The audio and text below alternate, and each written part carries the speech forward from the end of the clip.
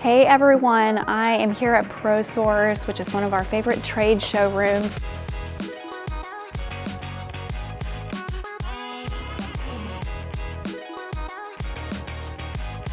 I want to talk all about, as you can kind of see it all behind me, hardwoods today.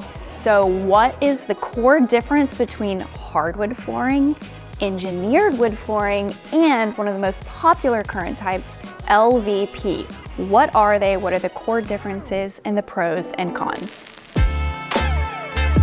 I'm Nicole Seidl, the owner and principal designer of Lewis & Rose Interiors, a residential interior design firm located in booming Frisco, Texas. We are so excited to bring you everything from practical design tips and tricks to fun room reveals to informative interviews and, of course, a whole lot of really beautiful designs. Like, subscribe, and then comment with your thoughts and questions. We love hearing from you and can't wait to share with you some truly fun and inspiring content. So welcome. So of these three flooring types, so we have engineered flooring, hardwood flooring, and LVPs. I first want to talk about LVPs, but stick with me because at the end, I'm going to explain to you and reveal kind of the number one biggest misunderstanding when it comes to wood flooring and a decision that you need to make. But first, I want to talk about LVP. This has been blowing up in the design and home industry. So LVP stands for luxury vinyl plank. And I know when I sometimes pitch this to clients, their eyes get big because they hear the word vinyl and they're like, that sounds cheap to me. It can be cheap, but the trick is with luxury vinyl plank is the difference in how thick or thin it is. So it has become a very, very popular flooring. This is Cortec. Cortec is, it's a really great brand for LVP, one of kind of the OGs, if you will, when it comes to LVP.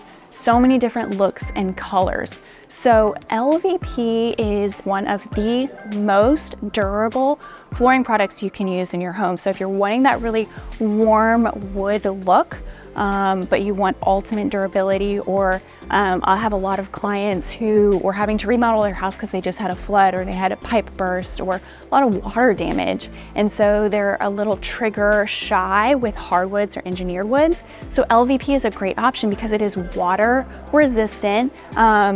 The good stuff is scratch resistant. It's a lot softer underfoot, so it's a lot less noisy as well.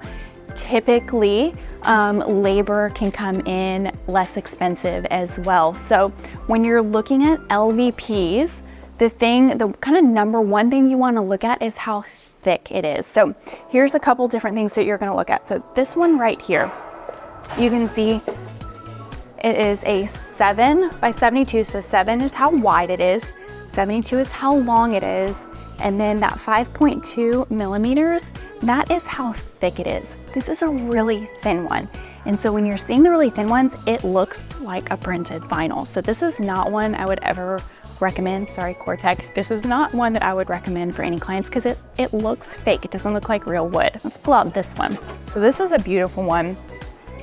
And they usually, the names will tell you what type of wood that it's kind of supposed to look like, right? So we have 9 inches wide, 72 inches long, 8 millimeters thick. So that means it's just a much more durable, much more quality product underneath. So LVP is one of my favorite flooring products that we use. And we use this in all budget type homes. We put this in multi-million-dollar homes all the way just to your average American home as well. Let's talk about hardwood floors next. So we're located in the Dallas area. So hardwood floors are like the bee's knees. Everybody wants them, everybody has them. It's kind of what everybody thinks of when they initially think like, am I gonna get ROI if I put in new floors? Hardwood is what everyone thinks of. So it's kind of the original when it comes to hardwood floors. They last forever. I mean, you have historical homes and you'll go and be like, oh, we had the original hardwood floors, let's just sand them down and reuse them. So it definitely has that patina over time that a lot of people love. Let me grab one. right here. So there's a whole bunch of different species. This one is maple. White oak is a really popular species right now because it has a lot of different grain variation in it. Maple has a lot less. This one's a lot cleaner. And so hardwood floors are just that. It's basically 100% hardwood floors. And so these are being kind of the original wood flooring. Everybody knows about them. There's kind of no guessing on what you're getting with them. The thicker is really good. The different species is kind of dependent upon what's your style. Pros are just that they've been around for literally hundreds of years, right? They're beautiful. Cons, especially in an area here in like North Texas where we have kind of soil variation, a lot of movement in foundations, a lot of water damage. We get lots of pipes bursting in this area, is these tend to warp over time. So you are definitely gonna have to sand these down over, you know, if you have them for 5 years, 10 years. If you have dogs, their claws are gonna scratch on them. A lot of people love that, but a lot of people don't. So if you're interested in getting real hardwood floors, the cons are that yes, they're durable, but they're also not durable, right? You're gonna have to refinish them over time. If you have water damage, they are going to, I'm gonna kind of show you what it means. So when I say buckle and you have water damage, so you have the wood floors like this. When you have water damage, it starts to kind of go up and buckle like that. So you have to rip all of that wood floor out. And sometimes if you have original wood floors in there, you're gonna have to sand everything if you have to patch, because then you have to restain to make sure that they kind of all match again. So a lot of people are a little leery on putting hardwood floors in like bathrooms or kitchen because they buckle pretty easily. But if I have a client who wants a hardwood floor because they love the beauty and the history of it, I'm not gonna try to necessarily talk them out, but I will try to educate them on some of the pros and cons of the other types. And so the next one I'm gonna talk to you about is engineered flooring. All right, let's talk about the last one that I've kind of teased, and that's engineered hardwood. And in this whole section, that is the vast majority of the product here, because there's so many different options and the price points are all over the place. So regardless of a homeowner's budget, engineered is gonna fit any type of budget, any type of style. So the first thing I want to touch on is kind of what I teased at the beginning, which is the number one misunderstanding when it comes to wood flooring, and that has to do with engineered flooring. At our team and our design firm, we have found that we have to educate. And this actually, I don't know why, this surprised me a lot. We have to educate so many clients because when we recommend an engineered flooring, a lot of them think that engineered hardwood floors is fake wood, that it's not even real wood. So that's the number one misunderstanding when talking about wood flooring. So engineered hardwoods are not fake wood, it's actually real wood, but it's only on the top layer. So the top layer on engineered flooring is real wood, just like a thick hardwood, right? An easy way to remember kind of quality for engineered flooring is how thick, it's called how thick the wear layer is on top. So that's this top layer right here. And so an engineered flooring that is really thin, it's gonna be lower on the price point. It's gonna look beautiful still, but it'll be lower on the price point, and that ultimately means that it can't really be sanded over time. So it's kind of a one-use wonder, if you will.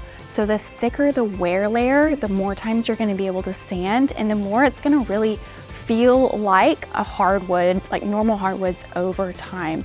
And so underneath the kind of actual hardwood, it's usually a kind of a composite. It depends on the different manufacturer, but it's like a composite of a foam core, plywood, MDF. It kind of just depends. And they all have different thicknesses underneath, but the key is what is on top and how thick it is on top.